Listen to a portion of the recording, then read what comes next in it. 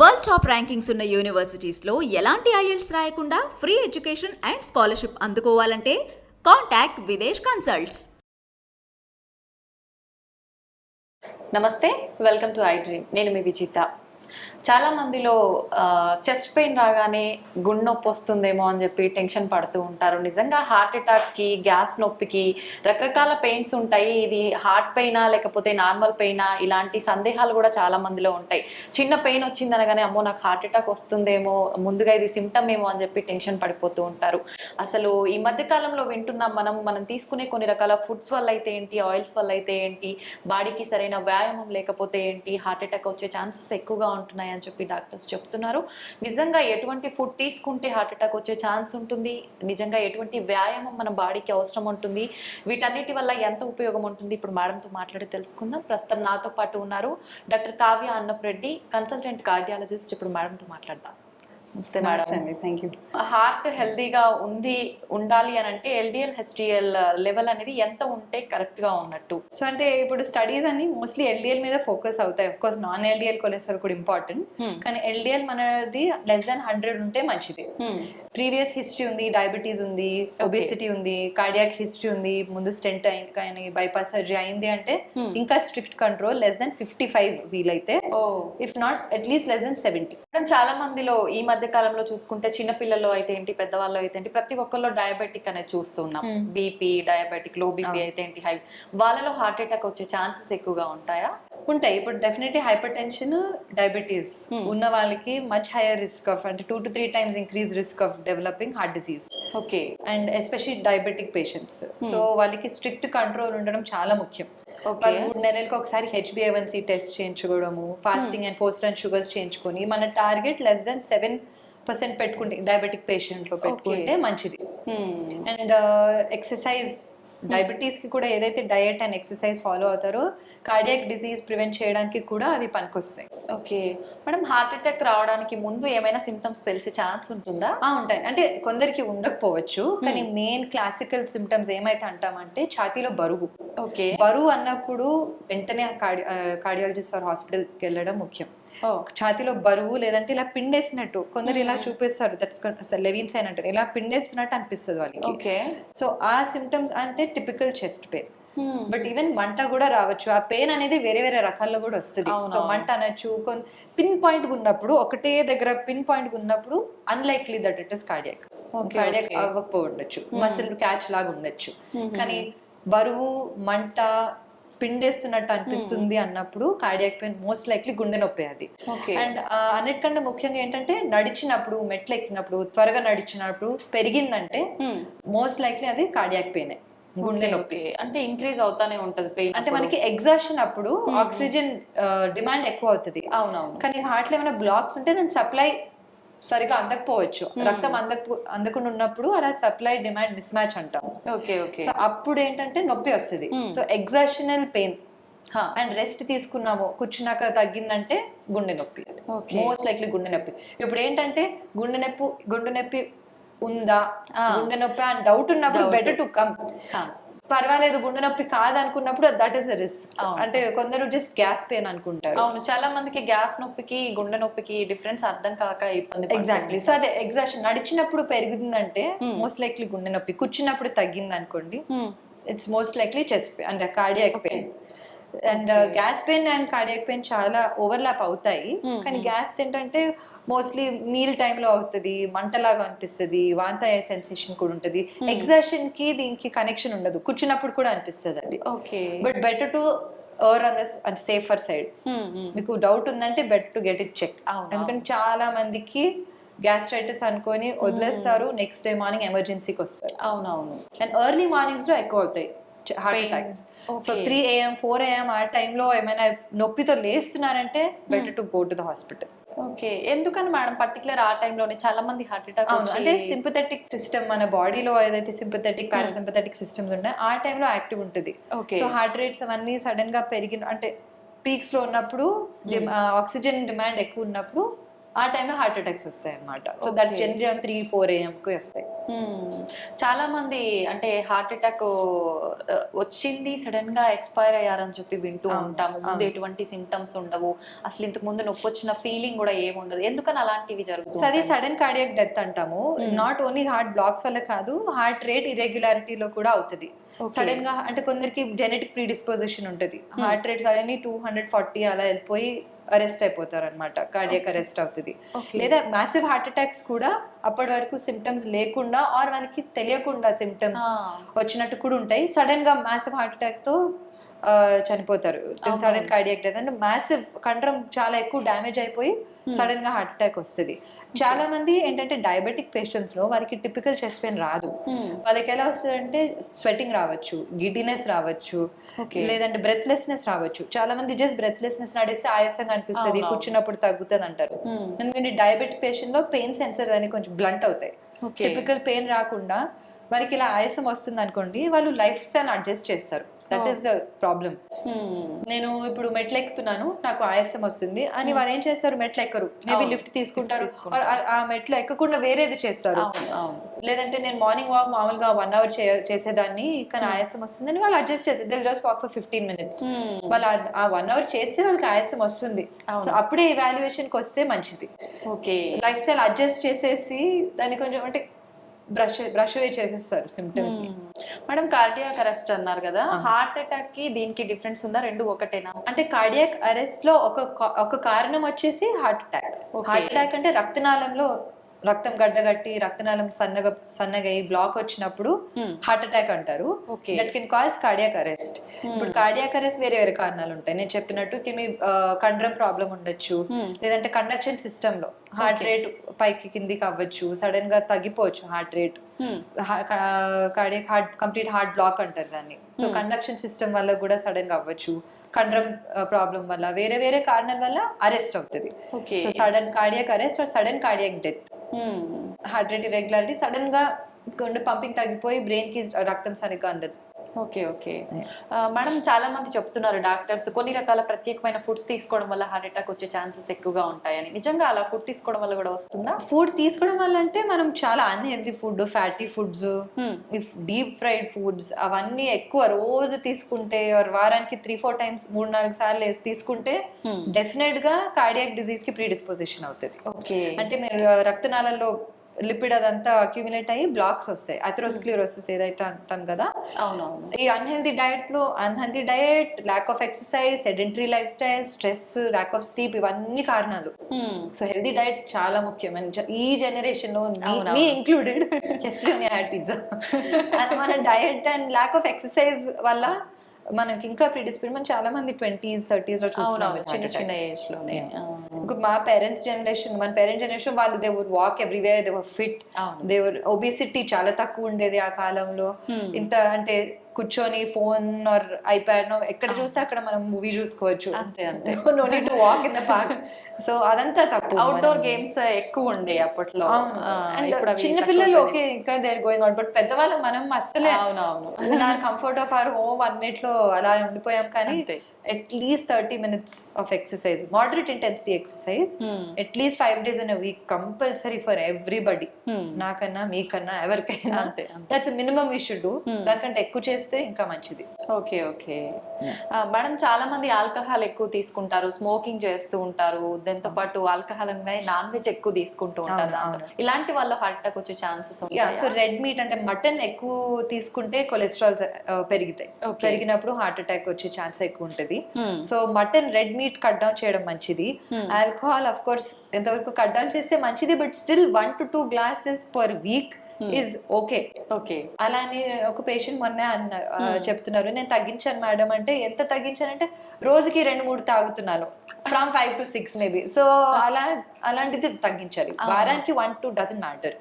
Smoking 0. Smoking should be 0. Smoking is the worst risk factor for cardiac disease and so many other diseases. Hypertension ki, diabetes ki. Chronic smokers కి కష్టం తగ్గించడం, కానీ ఏం చేసినా అది తగ్గించాలి. I want to tell the camera that actually smoking please తగ్గించండి, మానేయండి. It should be 0 cigarettes per day. మీ గుండె కాపాడాలంటే వీళ్ళు నీతులు చెప్తున్నారు, అమ్మమ్మలా మాట్లాడుతుంది అనుకోవచ్చు మీరు, కానీ నా పేషెంట్స్ కి కూడా నేను పదే పదే చెప్తాను, smoking is a huge risk factor for cardiac disease and should be cut down to 0, వీలైతే 0 సిగరెట్స్ పర్ డే. మొన్న ఇంకో పేషెంట్ అదే అప్పుడప్పుడు తాగుతారు మేడం అన్నారు. సరే నెలకి ఎన్నిసార్లు తాగుతున్నారంటే లేదు, రోజుకి 2, similar thing. So it's very important. Smoking is a very huge risk. అంటే ఇవేంటంటే modifiable risk factors. Non modifiable and modifiable ఉంటాయి. నాన్ మాడిఫైయబుల్ అంటే జెనెటిక్ కాజెస్, ఏజ్, అవన్నీ మనం ఏం చేయలేము. అవునవును. మాడిఫైయబుల్ బి మనం మార్పు తీసుకుంటే we can save our hearts and save our health, protect our health. And ఇప్పటికే మన పర్యావరణాన్ని చాలా వరకు కలుషితం చేసేసాం, వాటి వల్ల వచ్చేవే మనము కాపాడలేము, అది మనం ఏం చేయలేము. ఏం సో చేయలేము. మన కంట్రోల్లో, మన చేతిలో ఉన్నవి మనం చేయాలి. అంతే అంతే, కొద్దిలో కొంచెం వీటి నుంచి తప్పించుకునే తప్పించుకోవడం మంచిది. ఇప్పుడు సరే మనం ఆల్రెడీ స్మోకింగ్ అంటే there are different forms. Tablets ఉన్నాయి, చూయింగ్ గమ్ ఉన్నాయి, ప్యాచెస్ ఉన్నాయి, నికోటిన్ ప్యాచెస్. అవన్నీ హెల్ప్ అంటే క్రానిక్ స్మోకర్స్ కి కంట్రోల్ చేయడానికి, కంట్రోల్ చేయడం కూడా ఉంటది. కంట్రోల్ చేయడం సులువైన విషయం కానే కాదు, నాకు చెప్పడానికి సులువుగా ఉంది అంతే, కానీ who is going through it అంత సులువు కాదు. కానీ this nicotine patches are very helpful. Gums ఉంటాయి, టాబ్లెట్స్ ఉంటాయి, ప్యాచెస్ కూడా పనిచేయకపోతే టాబ్లెట్స్ ఇస్తాం అనమాట. They very helpful.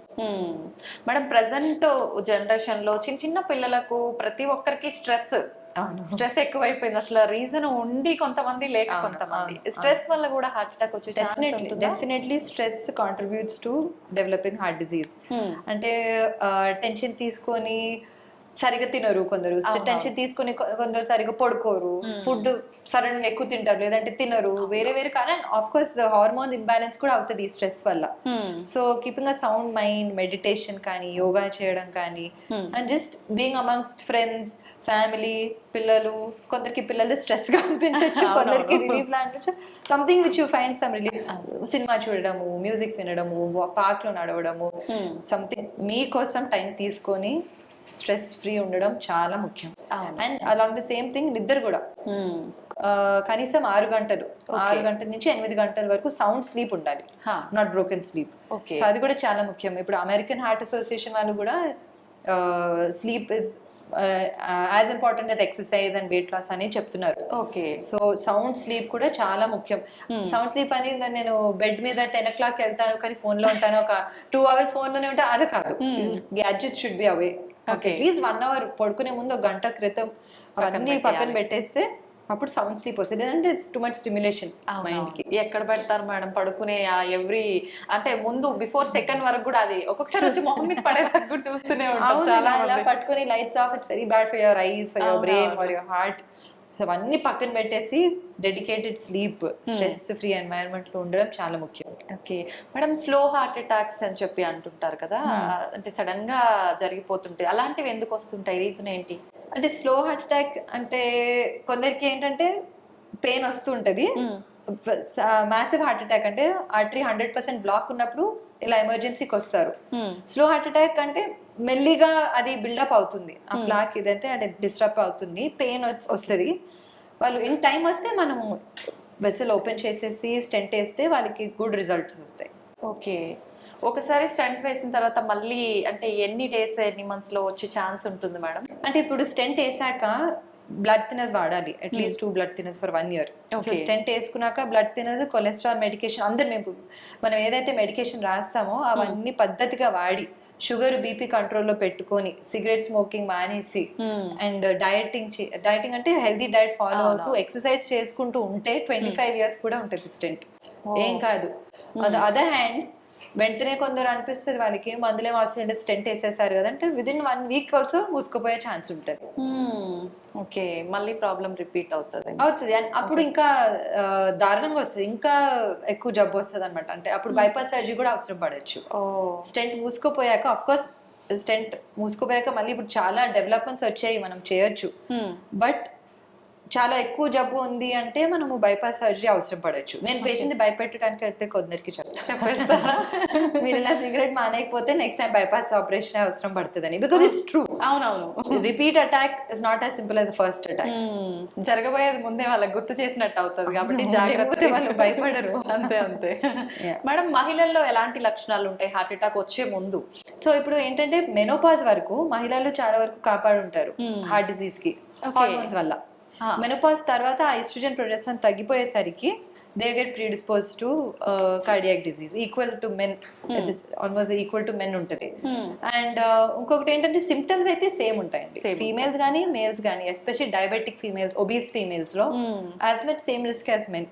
సో వాళ్ళు కూడా same breathlessness, chest pain, palpitations అనిపించవచ్చు, ఓకే, స్వెట్టింగ్ రావచ్చు, గిడినెస్ రావచ్చు, అవన్నీ symptoms of heart disease. Madam చాలా మంది పిల్లల్లో పుట్టుకతోటి హార్ట్ ప్రాబ్లమ్స్ వస్తున్నాయి, హార్ట్ లో హోల్ అని చెప్పి రకరకాలుగా అలా ఎందుకు జరుగుతుంది మేడం? అంటే అదే జెనెటిక్ కాజెస్ అనమాట. Atrial septal defect, ventricular septal, ASD, VSD, PDA అంటారు. వేరియస్ కంజనైటల్ హార్ట్ డిసీజ్ పెద్ద ఎంటిటీ, అది ఆల్మోస్ట్ 5,000 పిల్లలకి వస్తుంది అనమాట. సో అది ఏంటంటే కొందరికి వెంటనే తెలుస్తుంది depending on that disease. And paediatrician చూసిన వెంటనే వాళ్ళు ఆస్కల్టేట్ చేస్తారు కదా, మనకి మర్మర్స్ ఏమైనా వినిపిస్తే వెంటనే మనం అందరికి 2 డియాకో చేయము. సో డౌట్ ఉన్నప్పుడు మనం చేస్తాము. చాలా వరకు అవి క్లోజ్ అయిపోతాయి హోల్స్, చిన్నగా ఉంటే లొకేషన్ బట్టి 1 year or 3 years వరకు మూసుకుపోతాయి. ఒకవేళ మూసుకోవట్లేదు, చాలా పెద్దగా ఉంది, సిమ్టమ్స్ వస్తున్నాయంటే సరిగ్గా బరువు పెరగట్లేదు, హైట్ పెరగట్లేదు, రిపీటెడ్ కోల్డ్స్ రావడం, అంటే not simple Colts, hospital admissions అవసరం పడే అంత కోల్డ్స్ వస్తున్నాయి అంటే, ఐవి యాంటీబయాటిక్స్ అవసరం పడుతున్నాయి అంటే, దెన్ మనం ఇవాల్యుయేట్ చేసి, పీడియాట్రిక్ కార్డియాలజిస్ట్ ఉంటారు, we have a special cardiologist with us, pediatric cardiologist. తొడ నుంచి ఒక చిన్న బటన్ లాగా ఉంటుంది, అది తొడ నుంచి అది పాస్ చేసి గుండెలో అదే ఏదైతే హోల్ ఉందో అక్కడ క్లోజ్ చేసేస్తాం. Okay okay, straight simple procedure. ఇది సింపుల్ హోల్స్ కి. కొద్దిగా కాంప్లెక్స్ ఉన్నాయంటే ఆపరేషన్ అవసరం ఉంటుంది. Okay, cardiac surgeon has to do it. Future లో మళ్ళీ వీళ్ళకంటే ఏమైనా ప్రాబ్లమ్స్ వచ్చే అవకాశం? ఈ సింపుల్ వాటికైతే ఏమీ ఉండదండి, వాళ్ళు they are fine. Okay, but అందుకనే కొంచెం ముందు, ఇప్పుడు చాలా మంది పేరెంట్స్ మేము చూస్తాము, చిన్నప్పుడు ఇలా చెప్తాము, హోల్ ఉంది, దానికి మీరు ఫాలో అప్ లో ఉండాలి, మూసుకోపోవచ్చు కదా, మీరు 3 months ఒకసారి వచ్చి చూపించుకోవాలి, 2 డియాకో చేయించాలి అంటారు. తర్వాత అవసరం ఉన్నప్పుడు మేము క్లోజ్ చేస్తాం అంటాము. వాళ్ళు నెగ్లెక్ట్ చేసేస్తారు, లేదంటే బయటికి చెప్పుకోరు. అలానే నెగ్లెక్ట్ చేసేసరికి ఏమవుతుందంటే గుండె నుంచి ఊపిరితిత్తులకెళ్ళే రక్తనాళంలో ప్రెషర్ ఎక్కువ అయిపోతుంది, ఇరివర్సిబుల్ అవుతుంది. ఇంకా దాని తర్వాత మనం సర్జరీ చేసిన లాభం ఉండదు, మన లైఫ్ స్పాన్ డ్రాస్టిక్ గా తగ్గిపోతుంది. మేము చూస్తాం అది చాలా మంది, అంటే డబ్బులు పెట్టుకోలేక, లేదంటే జస్ట్ ప్యూర్ ఇగ్నరెన్స్ వల్ల వాళ్ళు మళ్ళీ ఫాలో అప్ కి తీసుకోరు, లాస్ట్ ఫాలో అప్ అవుతారు. తర్వాత మళ్ళీ తీసుకొచ్చినప్పుడు it's too late. Okay madam, చాలా మందిలో హార్ట్ అటాక్ అంటే సడన్ గా వచ్చేస్తుంది, సిమ్టమ్స్ లేకుండా, ఇందాక మనం మాట్లాడుకున్నట్టు. అట్లాంటప్పుడు మనం హాస్పిటల్ కి వెళ్ళడానికి ముందే ఏదైనా టాబ్లెట్ కనుక వేసుకుంటే కొంచెం ఉపశమనం కలిగే అవకాశం ఉంటుందండి. ఎస్పెషల్లీ అంటే ఆ టిపికల్ చెస్ట్ పెయిన్ ఏదైతే అన్నాం కదా, సార్బిట్రేట్ అని ఒక టాబ్లెట్ ఉంటుంది, అది నాలుగు కింద పెట్టుకుంటే అదేంటంటే పెయిన్ తగ్గించి కొద్దిగా బ్లడ్ ఫ్లో ఓపెన్ చేస్తుంది కొంచెం, అట్లీస్ట్ హాస్పిటల్ వరకు వచ్చే వరకు ఉంటుంది. అండ్ ఇంకొకటి aspirin, blood thinner. Aspirin heart patients especially ఒకటి పాకెట్ లో వాలెట్ లో పెట్టుకుంటే మంచిది. అది వేసేసుకుంటే మనకు ఈ బ్లడ్ థిన్నర్ అది. సో హాస్పిటల్కి వచ్చే వరకు కొద్దిగా టైం ఇస్తుంది. అండ్ చాలా ముఖ్యం, మీరు అన్నట్టు పెయిన్ వచ్చిందంటే వెంటనే దగ్గరున్న హాస్పిటల్కి వెళ్ళండి ఫస్ట్. అక్కడికి వెళ్తే వాళ్ళు కొంచెం రక్తం పలుచక చేసే మందులు, ఇంజెక్షన్స్ ఇస్తారు. తర్వాత అక్కడ క్యాత్ ల్యాబ్ ఉంటే వెంటనే స్టెంట్ వేయాల్సి వస్తే అక్కడ వేసేయచ్చు. సో ఐడియల్ గా క్యాత్ ల్యాబ్ ఉన్న సెంటర్ కి వెళ్ళడం ముఖ్యం, అంటే స్టెంటింగ్ చేయగలిగే క్యాత్ ల్యాబ్. ఒకవేళ అది లేదంటే దగ్గరలో ఉన్న సెంటర్ వెళ్ళండి ముందు. థ్రాంబోలైసిస్ అంటే ఒక ఇంజెక్షన్ ఇస్తారు రక్తం గడ్డ కరిగించడానికి. ఆ ఇంజెక్షన్స్ అన్ని ఇస్తే కొద్దిగా మీరు అంటే కాపాడచ్చు, డేంజర్ నుంచి బయటకు వచ్చినట్టు. తర్వాత ట్రాన్స్ఫర్ చేయొచ్చు హైయర్ సెంటర్ కి వీలుంటే. ముందుగానే అంటే ఇంట్లో ఏమైనా మనం చేసుకోవచ్చా మేడం? కొంచెం అంటే Sorbitrate and aspirin, nothing else, just take to the hospital. ఇంట్లో మనం చేయాల్సిన చేయగలిగింది just these two things, and going immediately, calling the ambulance is the first tip. And just going to the hospital. అసలు లేట్ చేయొద్దు. ఇంకా కొందరికి అనిపిస్తుంది ఇలా పొద్దున వెళ్తా, కాసేపు పడుకున్నాక తగ్గుతుంది అనుకుంటారు. టిపికల్ పెయిన్, బరువు పిండేస్తున్నట్టు, చెమటలు వస్తున్నాయి అంటే వెంటనే వెళ్ళాలి. వెంటనే వెళ్ళండి. ఒకవేళ ఈసీజీ బాగానే ఉంది, అన్ని మళ్ళీ ఇంటికి వెళ్ళొచ్చు. అలానే లేదు పొద్దున ఎక్కువ అవుతుంది, అదే 100% బ్లాక్ అవ్వచ్చు, 95% ఉన్న బ్లాక్ 100% అయితే ఎమర్జెన్సీ డైరెక్ట్ గా వచ్చేస్తారు. అది కాకుండా ముందే కొంచెం జాగ్రత్త పడితే మంచిది. మేడం, చాలా మంది ఆఫ్టర్ కరోనా వ్యాక్సిన్స్ తీసుకున్న తర్వాత హార్ట్ అటాక్స్ ఎక్కువగా వస్తున్నాయి, చాలా మంది హార్ట్ అటాక్ వల్ల చనిపోయారు, ఇలాంటి వార్తలు వింటూనే ఉన్నాం. ఇదంతా నిజమే అంటారా? అంటే వ్యాక్సిన్ వల్ల తక్కువ అండి, డిజీజ్ వల్ల చాలా మందికి ఏంటంటే బ్లడ్ లో క్లాటింగ్ టెండెన్సీ పెరిగింది. ఓకే. సో రక్తం గడ్డగట్టడం, తొందరగా గడ్డగట్టడం అనేది జరుగుతుంది. యాజ్ సచ్ వ్యాక్సిన్ తో తక్కువే అండి. మనం చూస్తున్నట్టు వ్యాక్సిన్ తో చాలా తక్కువ. జబ్బు వల్ల చాలా మందికి హార్ట్ అటాక్ యంగర్ ఏజ్ లో కూడా వస్తుంది. ఓకే. ఒకసారి హార్ట్ అటాక్ వచ్చిన తర్వాత మళ్ళీ నార్మల్ లైఫ్ లీడ్ చేయడం సాధ్యపడుతుంది అంటారా? ఇప్పుడు స్టెంట్ వేసాక 1 day ఐసీయూలో పెడతాము, 24 hours అబ్జర్వేషన్, 1 day రూమ్ లో, next day they go home. Okay. ఇంటికి వెళ్ళాక ఇంట్లో అటు ఇటు నడవాల్సిందే, అసలు నో బెడ్ రెస్ట్ తీసుకోవాలనేది కాదు. లేదు. ఇంట్లో అటు ఇటు నడవాలి, మందులు వాడుకోవాలి. 10 రోజులు అయ్యాక ఆఫ్టర్ ఓపీ విజిట్ అయ్యాక వాళ్ళు నార్మల్ లైఫ్ బ్రతకచ్చు. మెల్లిగా వాళ్ళ రొటీన్, వాళ్ళ వర్క్ కి వెళ్ళిపోవడము, డ్రైవింగ్ చేయడము అన్ని మెల్లిమెల్లిగా ఓవర్ 1 month అన్ని మొదలు పెట్టుకోవచ్చు. బట్ మందులు వాడాలి. ఎక్కువగా అంటే చాలా మంది ఓవర్ వెయిట్ ఉన్న వాళ్ళలో కూడా హార్ట్ అటాక్ వచ్చే ఛాన్స్ ఉంటుంది కదా. చాలా. ఇప్పుడు పిల్లలు చూసుకుంటే ఈ జంక్ ఫుడ్ వల్ల చాలా వరకు చిన్న చిన్న ఏజ్ లోనే ఓవర్ వెయిట్ ఉంటున్నారు, వాళ్ళలో కూడా వచ్చే అవకాశం ఉంటుంది. అంటే అంత చిన్న పిల్లల్లో కాదు, బట్ ఆఫ్ కోర్స్ 20s లో చూస్తున్నాము. కానీ చిన్న వయసు నుంచే కొంచెం హెల్తీ డైట్, అలా అని పిల్లలకి డైటింగ్ అది కూడా చూసాను నేను. కొందరు పిల్లల్ని కూడా రిస్ట్రిక్ట్ అంటే డైటింగ్ లాగా అలా కాదు, జంక్ ఫుడ్ కట్ డౌన్ చేయండి. Junk food and chocolates and cakes, fried foods, దాని కాకుండా మామూలు హెల్తీ ఫుడ్ ఇస్తే, అండ్ ఎక్సర్సైజ్, పిల్లలకి కూడా at least 1-2 hours outdoor place compulsory in day. So అలా చేసుకుంటూ చిన్న వయసు నుంచి కొంచెం అది అలవాటు చేస్తే మంచిది. బికాస్ పెద్దగా అయ్యాక ఒబిసిటీ వల్ల చాలా ప్రాబ్లమ్స్ వస్తాయి. ఓకే. ఆల్ సిస్టమ్స్ మీద, హార్ట్ మీద, లంగ్స్ మీద, బోన్స్ మీద చాలా మందికి problem. Obesity is a very big risk factor. Heart attack వచ్చిన వాళ్ళకి వేరే అంటే హెల్త్ ఇష్యూస్ కూడా వచ్చే ఛాన్స్ ఉంటుందా మేడం? ఉంటుందండి. హార్ట్ అటాక్ వల్ల కిడ్నీ మీద బర్డెన్ పడచ్చు, స్ట్రోక్స్ రావచ్చు, అంటే వేరే హార్ట్ డిసీజ్ వల్ల మెదడుకి స్ట్రోక్ రావచ్చు, అండ్ కార్డియాక్ డిసీజ్ వల్ల అంటే లైఫ్ స్టైల్ చాలా వరకు మారిపోతుంది ఒకవేళ వాళ్ళు సరిగ్గా చూసుకోలేదంటే. ఓకే. ఓకే. వంశపారంపర్యంగా కూడా వస్తుంది అని విన్నాం, అది నిజమేనా? నిజమే అండి. జెనెటిక్ కాజెస్ చాలా ఉంటాయి, ఫెమిలియల్ కాజెస్. ఇప్పుడు ఫ్యామిలీ హిస్టరీ ఉంది అనుకోండి, మీకు తెలుసు అనుకోండి, అంటే చిన్న వయసులో లెస్ దెన్ 60s లో పేరెంట్స్ కో, grandparents, first degree relative actually, వాళ్ళకి బైపాస్ సర్జరీ కానీ, స్టెంటింగ్ కానీ, అలా కార్డియాక్ డిసీజ్ ఉందంటే ఇంకా జాగ్రత్త పడాలి. మనం అప్పుడు ఇంకా రెగ్యులర్ చెకప్స్ కి, రెగ్యులర్ కొలెస్ట్రాల్ కంట్రోల్ లో పెట్టుకోవడము, అవసరం ఉంటే ఏమైనా మెడికేషన్స్ వాడడము, ఇంకా జాగ్రత్త పడాలి. Because family history strong risk factor for cardiac disease. చాలా మంది అంటే మనం రెగ్యులర్ గా చిన్న చిన్న పెయిన్స్ రాగానే పెయిన్ కిల్లర్స్ ఇలాంటివి వేసుకుంటూ ఉంటారు, వాటి వల్ల కూడా హార్ట్ అటాక్ వస్తుందా మేడం? హార్ట్ అటాక్ అంటే పెయిన్ కిల్లర్స్ వల్ల కొద్దిగా కిడ్నీ మీద problem, blood pressure, secondary hyper tension అంటాము. దాని వల్ల రెగ్యులర్ గా వేసుకుంటే, రోజు పెప్పర్మెంట్ లాగా వేసుకుంటే కష్టం అవుతుంది, బీపీ పెరుగుతుంది, కంట్రోల్ అవ్వదు. ఆ బీపీ పెరగడం వల్ల మనకి కార్డియాక్ ఇష్యూస్ రావచ్చు. ఓకే మేడం, మనకి ఇలాంటి హెల్త్ ఇష్యూస్ ఏమి రాకుండా ఉండాలన్నా ప్రతి ఒక్కరు చెప్పేది మన డైట్ అనేది కరెక్ట్ గా ఉండాలి, లైఫ్ స్టైల్ అనేది టోటల్ గా హెల్దీ లైఫ్ స్టైల్ గా చేంజ్ చేసుకోవాలి. ఏ రకంగా ఉండాలి మేడం డైలీ రొటీన్ అనేది? అదండి, ఇప్పుడు నేను అన్నట్టు 30 నిమిషాలన్నా ఎక్సర్సైజ్ చేయాలి. అదేం ఎక్సర్సైజ్ మీ లైఫ్ స్టైల్ కి సూట్ అయినట్టు, walking, jogging, cycling, swimming, yoga ఏదైనా అవ్వచ్చు. 30 నిమిషాలు వారానికి 5 రోజులన్నా కంపల్సరీ ఎక్సర్సైజ్ చేయాలి. రెండోది వచ్చేసి ఈ హెల్దీ డయట్ కొంచెం ఫాలో అవ్వాలి. అంటే జంక్ ఫుడ్, ఫ్రైడ్ ఫుడ్, అప్పడాలు, పచ్చళ్ళు, నూనె కొద్దిగా కంట్రోల్లో పెట్టుకొని అలా పాటిస్తూ, కొంచెం అప్పుడప్పుడు చెకప్స్ వస్తూ బీపీ, షుగర్ అన్ని కంట్రోల్ ఉన్నాయి అనేది చూసుకుంటూ, అంటే 100% ప్రొటెక్షన్ అని కాదు. చాలా మంది పేషెంట్స్ అంటారు, నేను సిగరెట్ తాగను, డ్రింక్స్ తాగను, అయినా కానీ హార్ట్ అటాక్ వచ్చింది, రేపటి నుంచి నేను మొదలు పెడతానని అంటారు. So many patients. సో అలా కాదు, ఇప్పుడు అదే చాలా మన కంట్రోల్లో లేని ఉంటాయి కదా జెనెటిక్ కాజెస్.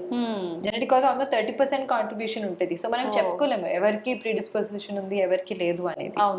సో మన కంట్రోల్లో ఉన్నవి మనం జాగ్రత్తలు పడాలి, లేనివి ఇంకా మనం ఏం చేయలేము. అంతే. ఓపెన్ హార్ట్ సర్జరీ ఎటువంటి సిచ్యువేషన్ లో అవసరం పడుతుంది మేడం? ఇప్పుడు గుండెలో 3 రక్తనాళాలు ఉంటాయి.